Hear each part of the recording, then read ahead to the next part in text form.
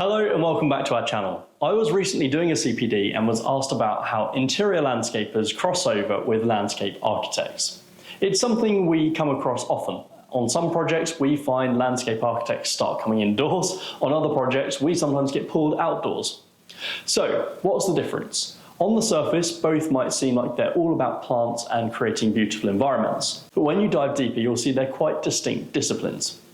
Let's start with how plants behave. Outdoor plants, which landscape architects typically deal with, go through natural seasonal cycles. They bloom in spring, might go dormant in winter, and are exposed to all sorts of environmental factors like rain, wind, and varying soil conditions. Indoor plants, on the other hand, are a completely different story. These plants are grown in controlled environments with no harsh winters, no strong winds, just consistent, stable conditions that they're specially cultivated for. So whilst a landscape architect might be brilliant at designing outdoor spaces with these natural cycles in mind, the indoor environment requires a specialist who understands how these plants will behave inside. Next up is seasonality. Outdoor landscapes are designed with the changing seasons in mind. You think about how a space will look in the spring with blooming flowers like bulbs and perennials, in autumn with colourful leaves, or even in the winter when it's bare but still beautiful in its own way.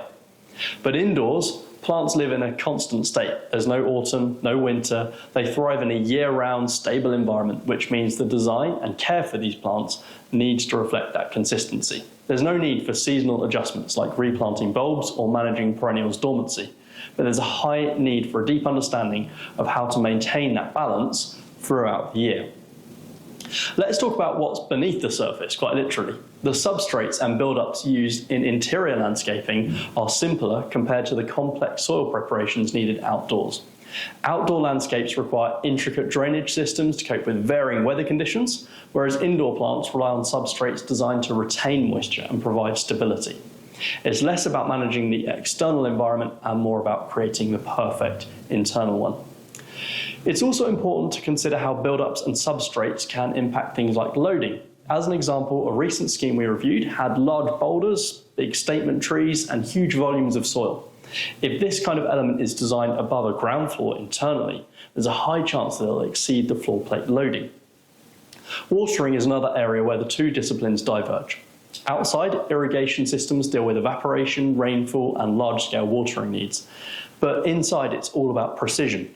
Indoor plants need just the right amount of water, and it's up to skilled horticulturalists to know exactly how much each species needs. Here, capillary action plays a significant role, allowing plants to take up moisture from the substrate as needed. And then there's lighting. Outdoor plants get their light from the sun, so there's no scope to alter light quality. For this reason, landscape architects often measure lux to check the environment isn't too shady for the specimen. But inside, it's a whole different ballgame.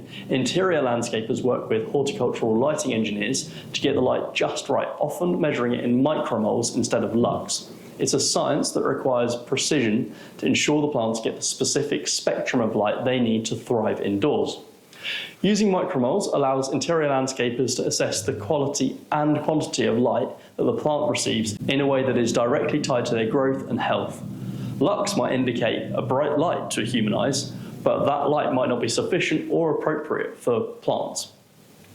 By measuring light in micromoles, indoor planting specialists can more accurately design lighting setups that cater to the specific needs of different plant species, ensuring they receive the optimal amount of photosynthetically active radiation, or PAR, for their growth. So, who should be doing what? Just like we wouldn't venture into outdoor spaces without the guidance of a landscape architect, it's important to use an indoor planting specialist for any internal elements of your scheme. There are a few grey areas. For example, a couple of external planters or a small roof terrace is unlikely to need a specialist landscape architect. Another example would be living wall specialists like our friends over at Veritopia, who have extensive experience of both indoors and outdoors. To sum it up, interior landscaping and landscape architecture, whilst related, are far from being the same thing. Each requires its own expertise, tools, and approach to create spaces that are not only beautiful, but functional and sustainable.